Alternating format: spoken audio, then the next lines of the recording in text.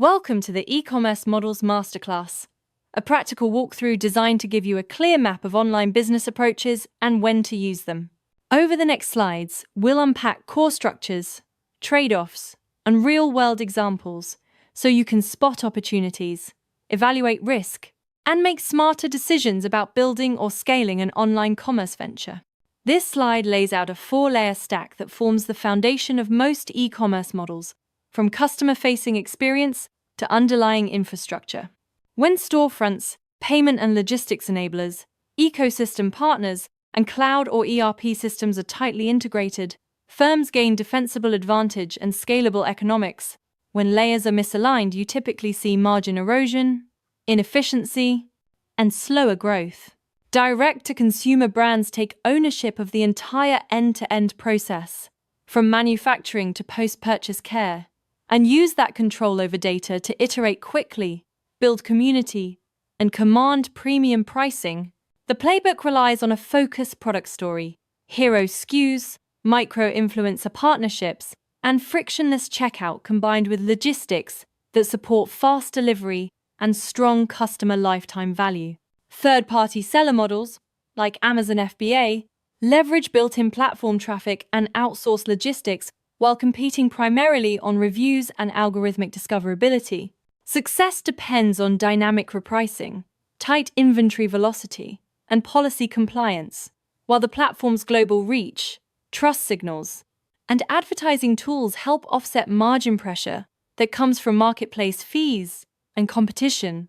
B2B portals are about shifting customers from phone and fax to scalable self-service catalogs that support tiered pricing, punch-out integration, and ERP connectors. Integrated portals drive higher average order values, repeat cadence, and bulk logistics efficiencies. And at enterprise scale, you can see massive SKU complexity case studies describe architectures handling astronomical SKU counts with customer-specific microsites. Wholesale and private label models focus on scaling volume by supplying retailers at deep discounts to secure shelf presence, often with minimal direct consumer marketing. By owning or co-developing private label variants, manufacturers can capture margin and steady orders, but success hinges on forecast accuracy, EDI compliance, and cooperative advertising funds to keep partnerships healthy and profitable. Subscription models create predictable monthly revenue by offering replenishment for essentials, curated discovery boxes, or access to premium software and content. The core metrics to watch are customer lifetime value versus acquisition cost, churn rate, payback period, and box margin. And when executed, well, this model yields reliable, recurring revenue and can scale rapidly with an elastic backend. Online rental platforms monetize temporary access to durable goods like tools, fashion, or electronics by combining recurring fees with strong asset retention strategies. Operational pillars such as dynamic inventory calendars, damage waivers, and reverse logistics ensure availability, mitigate risk, and manage returns efficiently. And integrated service offerings have driven meaningful registration lifts in real-world deployments. This slide highlights a set of concrete business examples.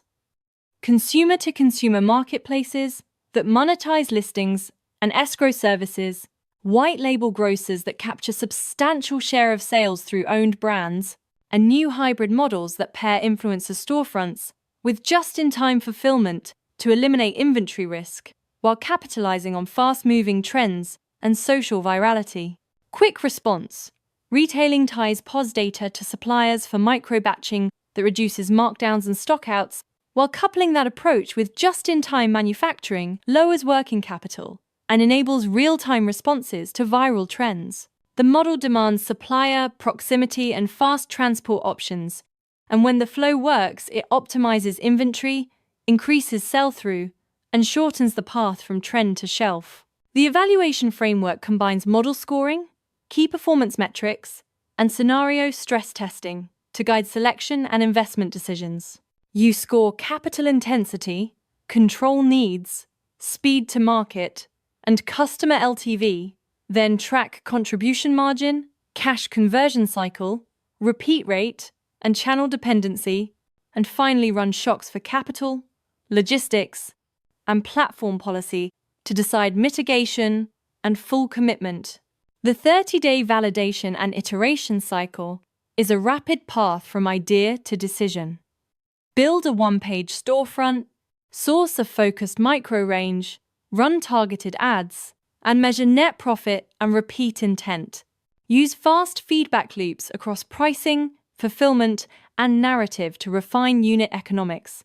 And at the decision point, scale models with positive economics or pivot and revisit models that don't meet targets.